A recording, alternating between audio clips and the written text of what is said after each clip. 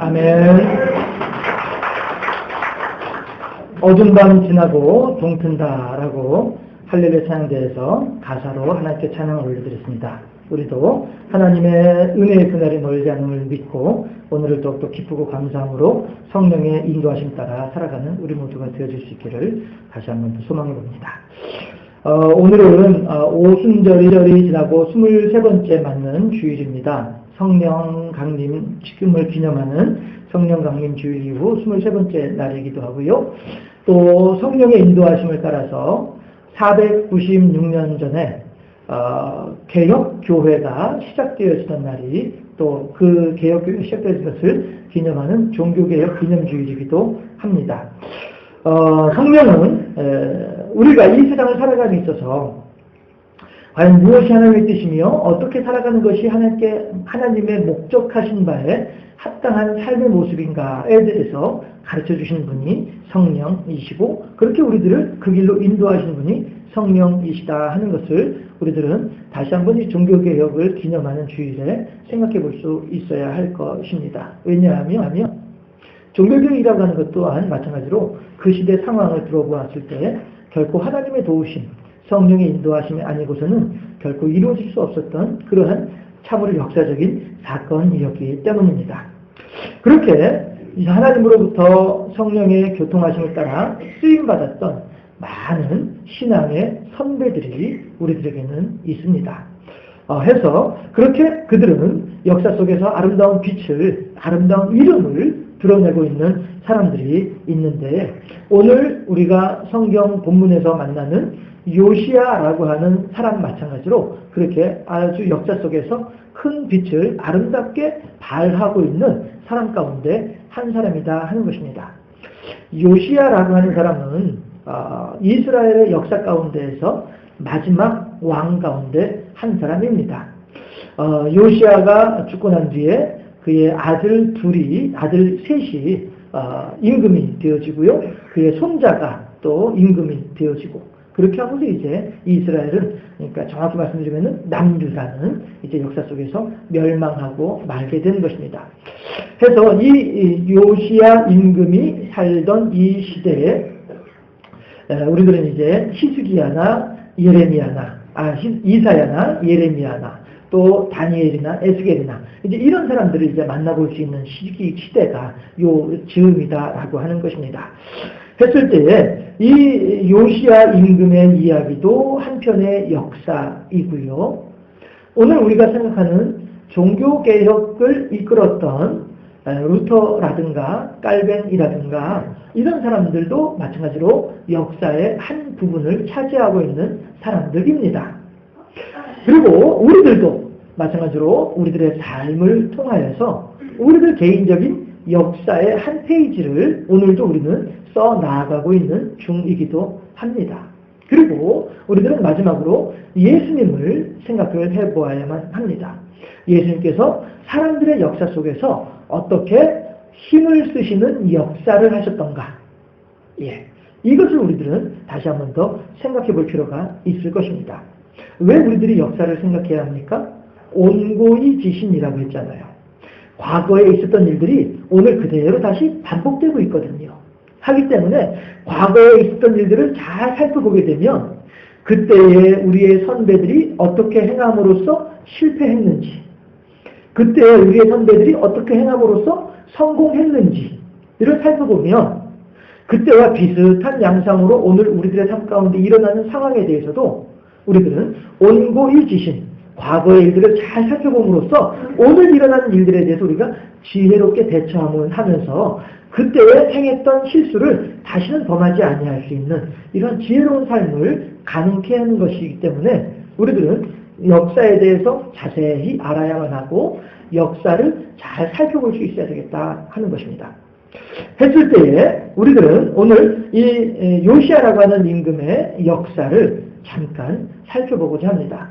오늘 열왕기 하에서는 요시야의 행한 일들에 대해서는 역대기 하에서는 34장에서는 열왕기하 22장보다는 그래도 보다도 자세한 내용으로 기록을 하고 있습니다. 무슨 내용이냐 하면 요시야 임금이 8살에 왕이 되는데 아버지는 24살이에요. 왕이 요시야가 8살에 임금이 된다는 것은 아버지가 24살에 죽었다는 뜻이 되죠. 왜 죽습니까? 역적 모의를 하는 자들이 있어가지고 그들이 왕을 향해서 칼을 집어넣었어요. 그래서 그 왕이 죽게 만듭니다. 아몬이라고 하는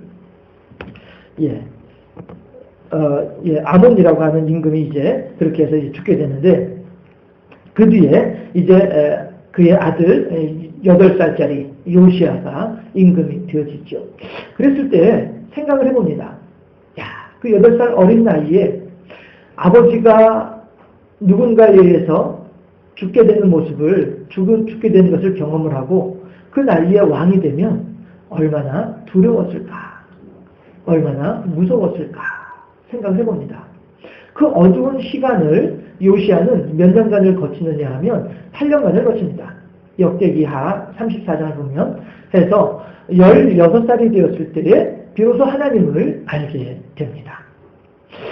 어린 마음에 느끼던 공포감과 10살이 되고 12살이 되고 14살이 되고 16살이 되어질 때 느끼는 주변에 대한 공포감이라고 하는 것은 아마도 그 급을 결코 크게 달리할 것이다 짐작해 볼 수 있죠. 시근이 없을 때와 시근이 들었을 때 느끼는 이 주변 상황이라고 하는 것이 말이죠. 그렇게 요시야는 1살, 2살 나이를 먹어감에 따라서 더욱더 불안해지고 더욱더 안타까운 상황으로 빠져들 수밖에 없는 게 요시야였더라 하는 것입니다. 그럴 때에 그의 나이 16살에 드디어 그는 하나님을 만나게 된다 하는 것입니다. 하나님을 만나고 20살이 되었을 때에는 4년 동안은 훈련을 쌓았죠. 내공을 기른 거예요. 4년 만에 20살이 되었을 때 비로소 왕으로서 왕다운 왕의 역할을 하기 시작합니다. 그게 뭡니까? 예루살렘 성 주변으로 있는 여러 우상을 섬기는 산당들을 제거하기 시작하는 거예요. 그러면서 예루살렘을 깨끗하게 정결하게 하는 일들을 하는 것이 요시야이다 하는 것입니다. 그렇게 순서와 절차, 시간과 기회를 밟아서 요시야는 그 다음에 24살이 되어졌을 때에는 드디어 26살이 되어졌을 때에는 드디어 이제 그 예루살렘 성전을 깨끗하게 수리하겠노라라고 하는 발표를 하게 되는 것입니다. 생각을 해보세요. 그동안에 훈구 대신들은 다 우상숭배에 젖어 있었던 사람들이었습니다. 그런데 그들의 그 강력한 세력들을 거스르면서 예루살렘 성에 있는 모든 우상숭배하는 것들을 다 제거해버리고 정결케하고 그리고서 이제 훈구 대신들의 세력이 약화되어질 때에 그때 한 번 더 치고 나아가서 성전조차도 깨끗하게 중수하고자 하는 이 결단, 참으로 지혜로운 모습이고 아주 적절하게 그렇게 나라를 이끌어가는 그런 모습을 우리들은 볼 수 있다는 것입니다. 말씀드렸죠? 거듭 왕이 하나님을 잘 믿게 되면 백성들 또한 신앙이 좋아요. 그러나 왕이 신앙이 흐지부지하게 되어지면 백성들도 마찬가지로 그렇게 되어지는 것이 성경에서 보이는 역사이거든요. 이스라엘 백성들은 요시야 임금의 종교개혁을 따라서 부지런히 하나님 말씀으로 거듭나고 부지런히 하나님 말씀으로 새로워지는 이러한 모습들을 보이게 됩니다. 성전 수리하는 부분을 왜 본문으로 잡았느냐 하면 성전을 수리하는 가운데 율법책을 발견합니다. 자기의 증조 할아버지 히스기야 때에 있었던 유월절을 비로소 4대 만에 증손인 요시야 임금 때에 비로소 유월절을 지키게 되는 이러한 아주 암흑기를 지내던 때가 이때였다라고 하는 것입니다. 그리고 그 암흑에서 벗어나던 때가 바로 성전을 수리함으로써 시작되어지더라. 그래서 오늘 본문을 열왕기하 22장으로 잡게 되어진 것입니다.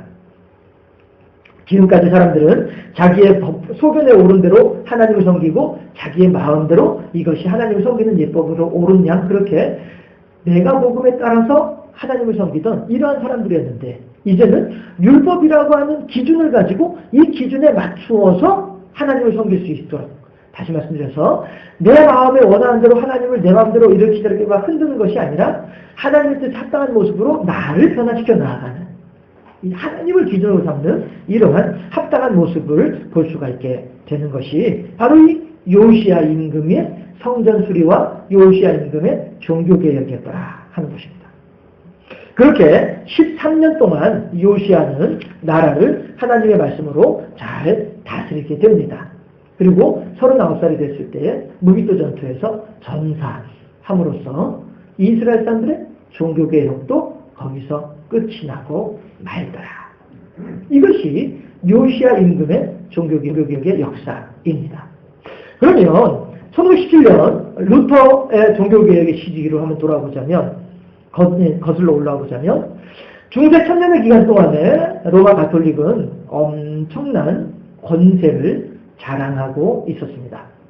많은 권세가 이 교황에게 몰려오게 될 때에 그만큼 로마 가톨릭은, 천주교는 그만큼 타락하게 되어집니다.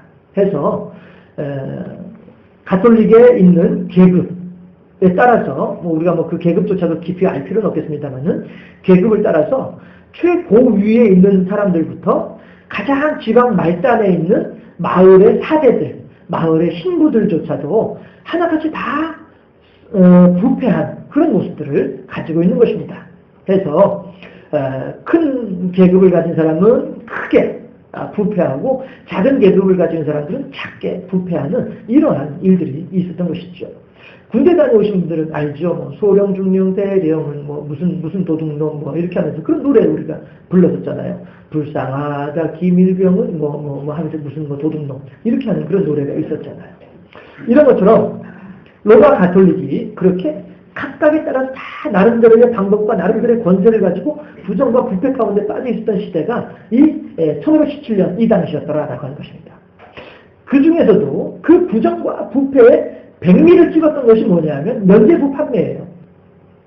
해서 면죄부를 팔기 위해서 많은 주교들을 각각 지역으로 주교들을 파송을 합니다. 그러면 그들은 와서 자기가 할당받은 그 지역에 와서 사람들에게 무엇이라고 설교를 하냐면은 여러분들의 집안에 어머니가 돌아가셨습니다. 여러분들의 집안에 아버지가 돌아가셨습니다. 할머니가 돌아가셨습니다. 그런데 성경에서는 무엇이라고 말을 하느냐면은 여러분들의 돌아가신 모든 분들이 지금 연옥에 있다라고 성경에서는 말을 하고 있다. 이렇게 얘기를 하는 거예요. 그러면 정작 그 신부들이, 사제들이 성경을 잘 알고 있느냐? 아니란 말씀이죠. 이 라틴어로 되어 있는 성경이다 보니까 라틴어를 정확하게 공부한 사람들만이 성경을 읽을 수가 있게 되는 거예요. 그러니까 그 당시에 어느 누가 교육체계도 제대로 갖춰지지 않고 이렇게 하다 보니까 또 매관매직이 성행하던 시대였거든요. 누구든지 어느 정도 돈만 주면은 신부가 되어져 가지고 그 지역에 가서 교회를 담당할 수 있는 이런 자격이 주어지는 이런 타락한 때였기 때문에 동네에 마을의 신부들이라고 한다 해서 성경을 읽을 줄 아는 사람이 거의 없었다고 해도 무방할 정도로 그렇게 말 그대로 성경을 펼쳐놓고 믿는 것이 아니라 덮어놓고 믿던 시대가 그 시대였기 때문에 하나님의 말씀입니다 라고 선포하는 그 사람들조차도 성경을 제대로 알고서 하나님의 말씀으로 선포하는 것이 아니라 그저 자기 욕심대로 자기 생각대로 이번에 내가 이게 필요해 그러면 설교하면서 여러분 예를 들자면요 실제로 그렇게 했을런지 모르겠지만 예를 들자면 그런 것이죠. 여러분 하나님께서 지금 나에게 제가 이 신부에게 무엇이 필요하다라고 얘기를 합니다. 여러분들 중에서 누가 나에게 이것을 갖다 주는 것이 이게 하나님 뜻입니다. 예를 들어서 이렇게 선교한다 할지라도 성경은 몇 장에도 이렇게 있습니다 라고 하게 되면 백성들은 그렇게 믿을 수밖에 없는 것이 그 시대 상황이었다는 것이죠. 그런데 더 심각한 것은 그렇게 하나님의 말씀을 선포하는 그 사람들조차도 라틴어로 된 성경을 읽을 줄 모르는 사람들이었다. 이런 시대이다 보니까 어느 누구나 그저 이것이 성경 말씀입니다. 하나님께서 이렇게 말씀하셨습니다 라고만 이야기하면 다 그냥 통과되어지던 그런 시대였다라고 하는 것이죠. 그러할 때 이 면죄부를 팔기 위해서 온 사람들이 하는 이야기가 이제 여러분들 아버지의 이름으로 이 면죄부를 사게 되면 여러분들이 면죄부를 사고 그 동전을 이 함에 넣는 그 순간에 동전이 쩔그렁하고 떨어지는 그 순간에 여러분들의 아버지의 영혼은 곧바로 천국으로 올라갑니다. 이렇게 설교를 하는 거예요. 그래서 많은 사람들이 아니 내 어머니가 내 아버지가 내 형이 지금 연옥에 있다고 고생하고 있다고 하니까 너도 나도 없는 살림에 돈을 끌어모아가지고 면죄부 함에다가 돈을 집어넣고 면죄부를 사게 되는 것이지. 그때 루터라고 하는 비텐베르크 대학의 교수이면서 신부였던 사람이, 이 사람은 이제 제대로 공부를 한 사람이에요. 법학도 공부하고 신학도 공부했던 사람이기 때문에 성경을 라틴어로 된 성경을 쭉 읽어가다 보니까 아닌 거예요. 교황이 주장하는 여러 가지 내용들, 천주교에서 주장하는 여러 가지 교리들, 더군다나 지금 현재 벌어지고 있는 면죄부의 내용들, 이 모든 것들이 아닌 거예요. 오직 우리 장로님 기도하실 때 인용하셨던 말씀처럼 오직 믿음으로 하나님께서 우리들을 구원받게 해주신 것이지, 여러 개 들어있는 사람들에게 면죄부에 돈을 던져가지고서는 그들이 구원을 받는다라고 하는 말은 성경 어디에도 없더라라고 하는 것을 루터는 알게 된 거예요. 몰랐을 때에는 그냥 넘어갈 수 있지만 알고 난 뒤에는 어떻게 합니까? 가만히 있을 수가 없는 것이죠. 사진 한번 보여주시겠어요? 그래서 이 루터라고 하는 사람이, 저 얼굴이 있는 사람이, 저 사람이 루터이고요. 그 옆에 있는 그림이 바로 그 95개조 반박문을 지금 걸고 있는, 벽에다가 붙이고 있는 장면입니다. 1517년에 있었던 일이죠. 95개조 반박문을 통해서 로마 교황을 향해서 공개적으로 서한을 보내는 거예요. 지금 이렇게 하고 있는데 이것은 성경에서 보니까 이렇게 말을 했으므로 이건 절대 아닌 것 같은데 어떻게 생각하느냐라고 하는 내용으로 전적으로 로마 교황을 향해서 반역하는, 교황의 입장에서 볼 때는요, 그런 모습을 지금 보여주고 있는 것입니다. 했을 때에 종교개혁이 곧바로 진행이 되어진 것은 아닙니다. 요시야가 16살에 하나님을 알게 됐지만 20살에 22살에 26살에 이렇게 그 시간이 따로 이제 있어지게 되는 것처럼 루터의 종교개혁도 마찬가지로 1517년에 이런 95개조 반박문을 가지고 시작을 했지만 처음부터 루터가 종교개혁의 일선에 나서는 것은 아니었습니다. 1522년에 드디어 로마 교황청에서 루터라고 하는 신부의 파문을 결정을 합니다. 루터의 입장에서 보면은요, 교황이 나를 마귀에게 그냥 던져놓는 것과 마찬가지의 의미가 파문이라고 하는 개념입니다. 해서 교황이 더 이상 루터를 설득하고 회유하고 협박하다가 루터의 주장하는 바를 꺾을 수가 없다는 사실을 알고 난 뒤에는 루터를 파문시켜버립니다. 그렇게 되면 루터는요, 누가 와가지고 칼로 이렇게 해치더라도 교회법상으로 루터를 보호해주지 않게 되어집니다. 자기 생명을 내어놓게 되는 것이죠. 그랬을 때 마침 독일에 칼이라고 하는 이름의 황제가 있었습니다. 그래서 이 사람이 루터를 보호해주게 됩니다. 이 사람이 로마 교황에 대해서 반기를 드는 거죠. 황제가. 해서 루터를 보호하는 가운데 1521년에 루터의 친구가, 같은 교수이면서 사제의 신부였던 루터의 친구가 루터의 주장에 동조하면서 자기는 비교적 자유로운 몸이니까 독일에서 비텐베르크에서 그 종교개혁을 실시를 하게 됩니다. 해서 드리는 예배의 모습도 다 바꿔버리고요. 또 신부로서는 못하게 되어져 있는 결혼도 하면서, 그리고 아주 그렇게 강력하게 종교의 개혁을 이뤄나가는 모습을 보게 됩니다.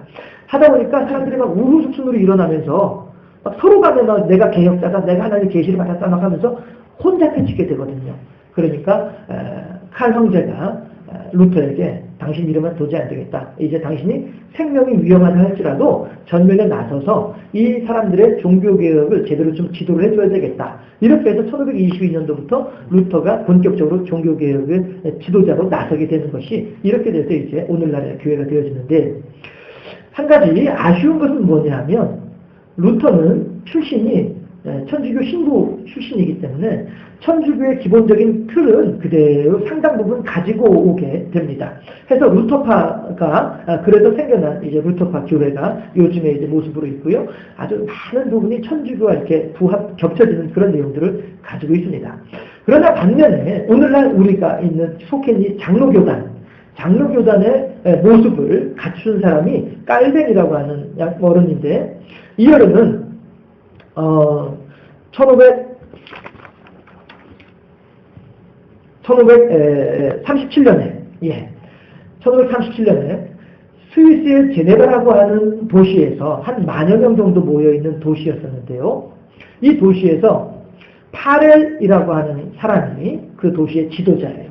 그래서 이 사람이 쭉 이제 그 제네바 시민들을 지도하는 가운데 투표를 하게 됩니다. 무슨 투표냐 하면, 우리가 계속 천주교, 로마 가톨릭의 지도 아래 있어야 할 것이냐, 아니면 종교 개혁의 모습으로 바꿔야 할 것이냐, 이걸 가지고서 전체 시민들과 더불어서 투표를 해가지고 어떻게 결정을 하냐면은 종교 개혁적으로 결정을 합니다. 그래서 제네바에 있는 만여 명의 사람들은 이제 개혁 교회의 지도를 잡고자 사람들이 결정을 하게 된 것이죠.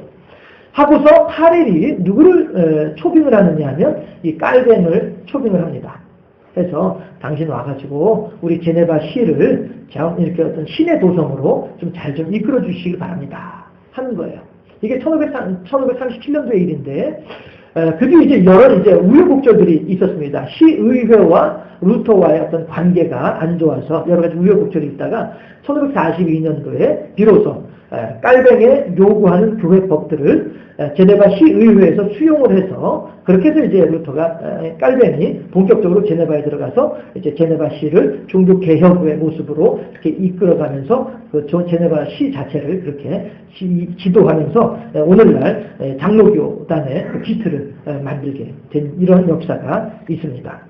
여러분, 마치 요시야가 마치 촛불이 마지막 꺼지기 직전에 빛을 잠깐 환하게 비추었다가 사그라드는 것 같이 그렇게 이스라엘의 역사 가운데에서 마지막 불꽃으로 타올랐다가 없어진 사람이 요시야라고 한다면, 그게 개인적으로도 그렇고 역사적으로도 그렇고 말이죠. 그렇다면 루터나 깔뱅은 마찬가지로 중세 천년의 어두운 시대 가운데에 밝게 빛나는 하나님의 빛으로 그렇게 세워지는 사람들이 이 사람들이었더라라고 하는 것입니다.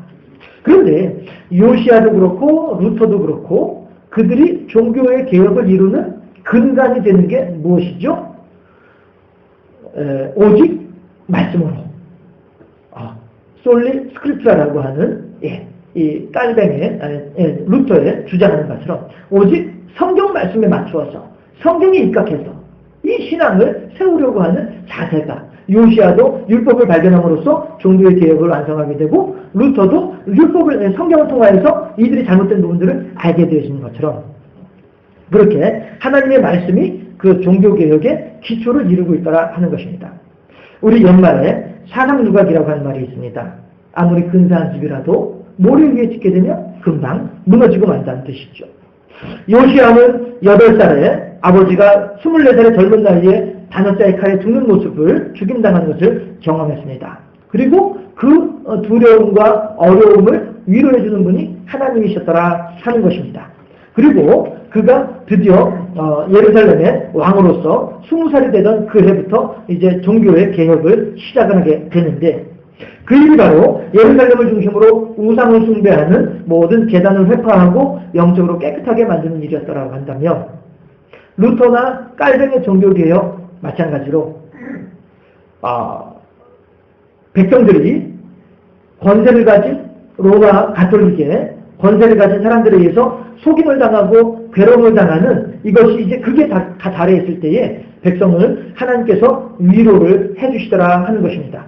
해서 비록 한 사람의 신부였지만 그 사람이 교황을 향하여서 외로운 싸움을 하는 모습을 바라보면서 백성들은 위로를 받고 무엇이 참인가를 알게 되어지게 된 것처럼, 그렇게 시작된 개혁의 물결이 스위스 제네바에서 깔뱅을 통해서 꽃을 피워서 오늘날 이렇게 개혁교회의 모습으로 이어지게 되는 것처럼, 요시야가 임금이 되었을 때에 많은 우상숭배가 있었던 것처럼 깔뱅이 루터가 활동을 하던 때에 로마 가톨릭이 우상숭배하는 집단과 마찬가지로 그렇게 그와 당돌하게 모습이 변질되어져 있었다라고 하는 것을 생각을 해본다면 이제 우리들은 어떠한가 하는 것입니다. 우리가 하나님을 만나던 때는 어떠했던가 하는 것입니다. 많은 사람들이 고백하기를 가장 어렵고 힘들었을 때에 그때 하나님께서 나를 찾아와 주셨습니다 라고 고백하는 사람들이 많이 있습니다. 그리고 우리들은 이제 그 사랑하신 하나님의 은혜로 말미암아서 하나님의 사랑을 경험함으로 말미암아서 어느 누구도 기쁘고 행복한 삶을 살게 되었습니다 라고 고백을 하게 된다는 것이죠. 그러나 중요한 것은 뭐냐면 그것을 어떻게 유지해 나가느냐, 이것이 더 중요하다고 하는 것입니다. 여러분 생각해 보세요. 요시야 임금의 죽음으로 말미암아서 이스라엘의 종교의 개혁은, 신앙의 부흥은 마무리하게 되어집니다. 루터 깔뱅이 비록 하나님의 성령의 인도하심을 따라서 종교개혁을 시작을 했다라고 하지만 그 개혁은 아직까지도 여전히 미완의 상태일 수밖에 없습니다. 왜 그렇습니까? 요즘 오늘날의 기독교 국가라고 하는 나라들을 살펴보면 자기의 욕심에 따라서 이웃 나라들을 괴롭히는 일에 앞장서고 있는 나라들이 많이 있고요. 또 우리나라만 하더라도 수많은 이단 집단들이 지금 창궐하고 있습니다. 가나안 교인이라고 하는 말 여러분들 아시죠? 가나안 교인이 왜 가나안 교인이죠? 가나안을 거꾸로 하면 안 나가 교인이에요. 하나님에 대한 신앙을 가지고 있으면서도 불구하고 교회를 나가지 않겠다라고 이야기하는 사람들이 많이 있더라 하는 것입니다. 또 세상 사람들은 교회를 향하여서 뭐라고 얘기를 합니까? 개독이라고 하는 말로 욕을 하고 있습니다. 과연 우리 이 말방 이 마을에서만 하더라도요. 내가 교회를 수십 년을 봤어. 낙혈해서 교회 안 나가. 이런 사람들 몇몇 만나볼 수 있었습니다. 그게 무슨 얘기겠습니까? 교인이라고 하는 사람들 내가 다 알아. 누가 어떻고 누가 내가 다 알아. 그래서 내가 교회 안 나가. 이러시더라는 것이죠. 어느 누구보다도 가장 강력하고도 분명하게 종교의 개혁을 이루신 분은 누구이겠습니까? 처음에 말씀드렸던 것처럼 마지막으로 예수님을 우리들은 살펴보아야만 하겠습니다. 그는 십자가에 달려 돌아가시면서 하신 말씀이 다 이루었다. 내가 인간들을 위해서, 내가 사람들을 위해서 할 수 있는 일들은 다 이루었다. 내가 모든 이 시대에 이 타락해 있는 종교 지도자들을 향하여서 내가 이들을 향해서 개혁할 수 있는 일들은 내가 다 이루었다. 예수님께서는 그렇게 말씀하고 계시다는 것입니다. 그런데 그 다 이루었다라고 하는 말씀은 어떤 의미를 같이 가지고 있습니까? 이제는 너희들 차례다. 우리들 차례다라고 하는 것이죠. 예수님께서 할 수 있는 일은 다 했다. 그러면 이제 우리들이 알아서 해야만 할 문제다라고 말씀하고 계시다는 것입니다. 성경을 한번 제가 읽어드리도록 하겠습니다. 히브리서 6장 4절에서 6절까지의 말씀입니다. 제가 봉독해 드리겠습니다. 한번 빛을 받고 하늘의 은사를 맛보고 성령에 참여한 바 되고 하나님의 선한 말씀과 내세의 능력을 맛보고도 타락한 자들은 다시 새롭게 하여 회개하게 할 수 없나니 이는 그들이 하나님의 아들을 다시 십자가에 못 박아 드러내놓고 욕되게 함이라. 아멘. 이게 무슨 얘기예요?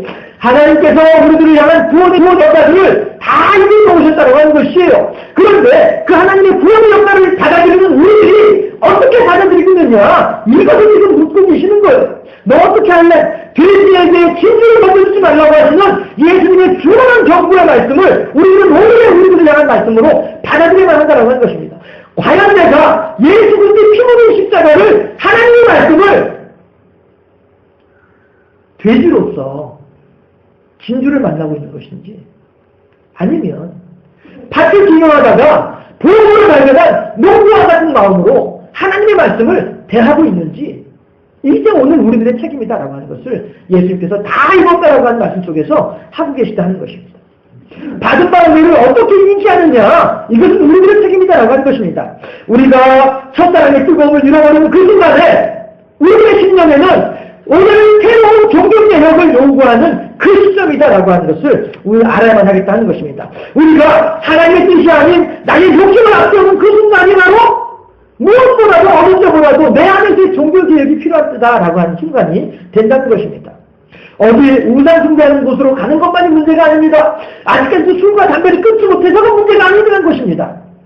11년 꼬박꼬박 잘하고 주의 예배 빠지지 않는다고 해서 문제가 아니라는 것입니다. 그렇다면 내가 온전하다라고 이야기할 수 없다는 것입니다.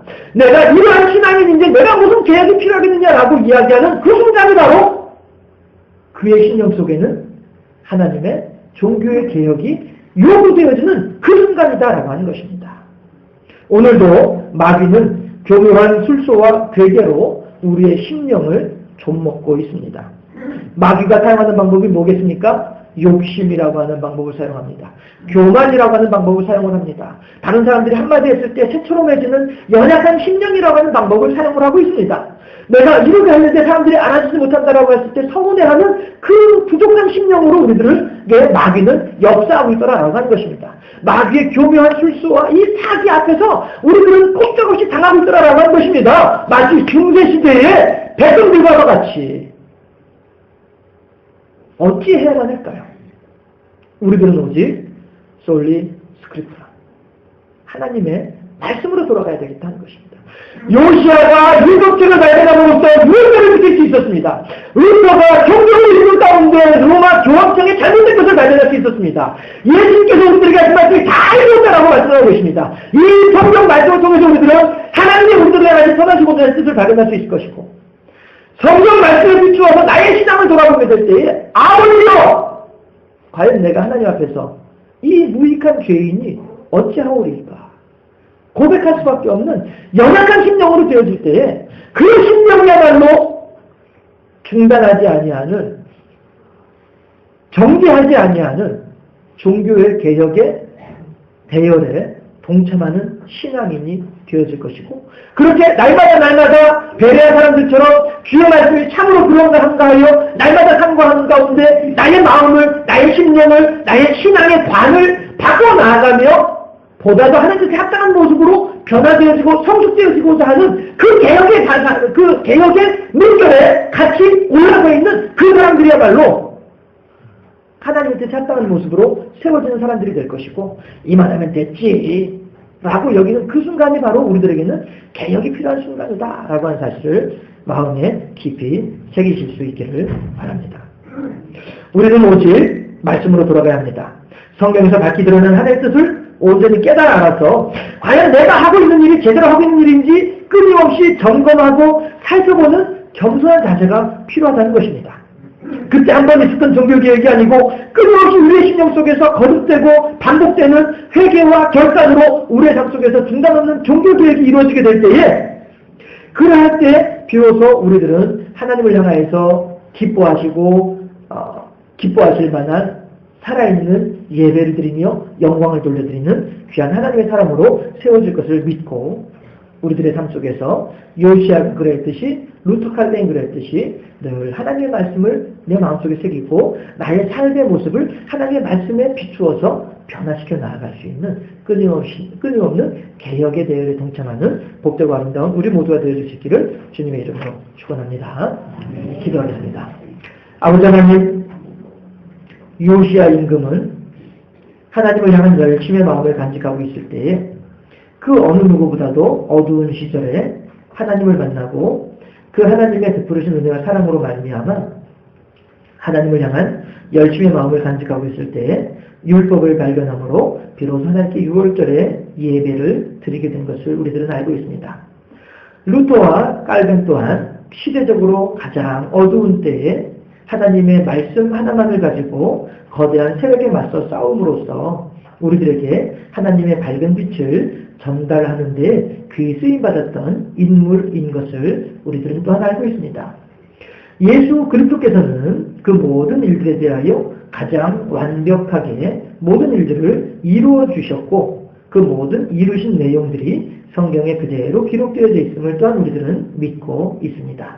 아버지 하나님, 이제 우리들이 인생에 가장 어렵고 힘들고 어두웠던 때에 우리들을 만나주시고 우리들을 위로하여 주시고 우리들의 갈 길을 밝히 보여주신 하나님, 그 하나님의 뜻 합당한 모습으로 살아가야만 할 터인지 성경을 통하여 하나님의 뜻을 발견하는 우리가 되게 하시고, 성경을 통하여 하나님의 은혜를 경험하는 우리가 되게 하시고, 성경을 통하여 우리들의 죄인됨을 발견할 줄 아는 지혜로운 삶을 살아가는 우리 모두가 되게 하사 성경을 통하여 더욱 하나님을 기쁘시게 하는 복되고 아름다운 삶의 주인공들 될 수 있도록 부담 없는, 끊임없는, 중단 없는 종교 개혁의 대열에 동참함으로써 날마다 우리들의 심령이 새로워지고 아침마다 새롭고 늘 새로운 하나님의 사랑을 경험하는 복되고 아름다운 삶의 주인공들 될 수 있도록 지켜 주시옵소서. 감사하고 예수 그리스도 이름으로 기도하옵나이다. 아멘.